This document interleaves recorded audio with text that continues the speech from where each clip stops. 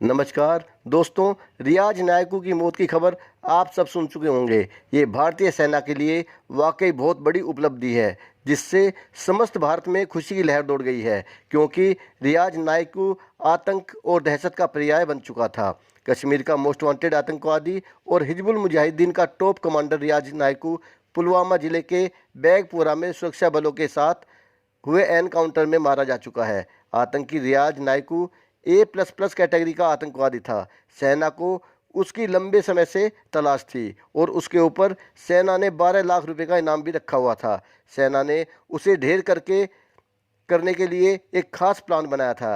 रियाज नायकू बहुत ही शातिर आतंकवादी था। बताया जा रहा है कि उसने अपने घर तक आने जाने के लिए सुरंगें बना रखी थी। इस बात की सूचना बहुत ही गिने चुने लोगों को थी, क्योंकि वो किसी के ऊपर भरोसा नहीं करता था।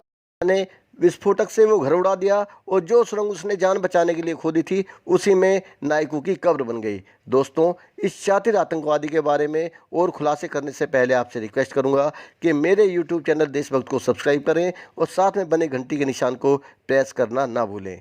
दोस्तों, उसे घेरने के लिए सेना को एक बड़ी प्लानिंग करनी पड़ी। सुबह 2 बजे एरिया की घेराबंदी की गई और आसपास के घरों से सभी सिविलियंस को सुरक्षित बाहर निकाला गया। कोई सिविलियन इसमें घायल नहीं हुआ। आतंकवादियों से मुठभेड़ सुबह 9:30 बजे शुरू हुई। 4 घंटे तक लगातार फायर फाइट के बाद रियाज नायकू मारा गया। बेगपोरा में नायकू के साथ एक और आतंकवादी था, उसे भी सुरक्षा बलों ने मार गिराया। इन दोनों के पास से 2 AK-47 और गोला बारूद बरामद हुआ है।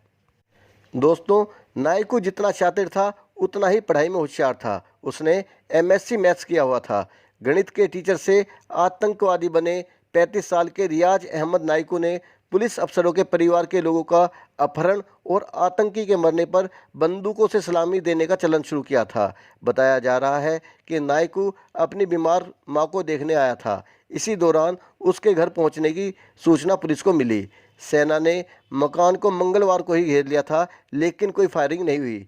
सेना को उसके भाग जाने का अंदेशा हुआ। कुछ खुफिया लोगों ने उसके मकान से बनी सुरंगों के रास्ते भागने की बात कही, तो सेना ने JCB मंगवाई।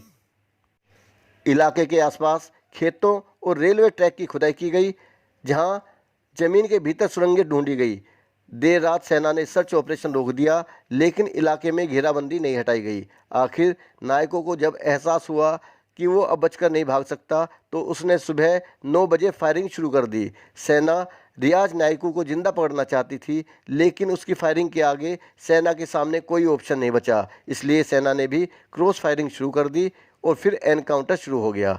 आखिर दोपहर को नायकू मार गिराया गया। सूत्रों के मुताबिक थोड़ी देर बाद ओबेस हिजबी भी ढेर कर दिया गया। रियाज के एनकाउंटर के बाद सेना इस मामले में कोई रिस्क नहीं लेना चाहती थी, इसलिए मारे जाने के बाद भी रियाज की पहचान को लेकर पूरी आश्वस्त होना चाहते थे। इसलिए 5.5 घंटे तक उसके पहचान करने में लगाए गए। सबसे पहले उसके शरीर के निशानों को देखा गया, फिर पुलिस ने, उसके बाद CRPF ने, फिर सेना ने, उसके बाद IB ने और अंत में स्थानीय लोगों ने उसकी पहचान कराई। इसके बाद रियाज के मारे जाने की सूचना बाहर आई। आपको याद दिला दें कि सितंबर 2018 में भी सेना को नायकू के पुलवामा में अपने गांव आने की जानकारी मिली थी। नायकू का गांव अवंतीपुरा के बेगपुरा में है। तब सेना ने पूरे इलाके को छान डाला था। स्थानीय लोगों के मुताबिक बेगपुरा की जामिया मस्जिद के पास एक प्लॉट की JCB से खुदाई भी कराई गई। इनपुट्स थे कि वो किसी सुरंग में छिपा हुआ हो सकता है, लेकिन सेना को खाली हाथ लौटना पड़ा। लेकिन इस बार नायकू सेना को चकमा नहीं दे सका और सेना ने दोनों आतंकवादियों का खात्मा करके एक बड़ी सफलता प्राप्त कर ली। दोस्तों, ये थी हमारी आज की वीडियो। मेरे साथ आगे भी जुड़े रहने के लिए मेरे चैनल को सब्सक्राइब करना ना भूलें। वीडियो देखने के लिए धन्यवाद। जय हिंद।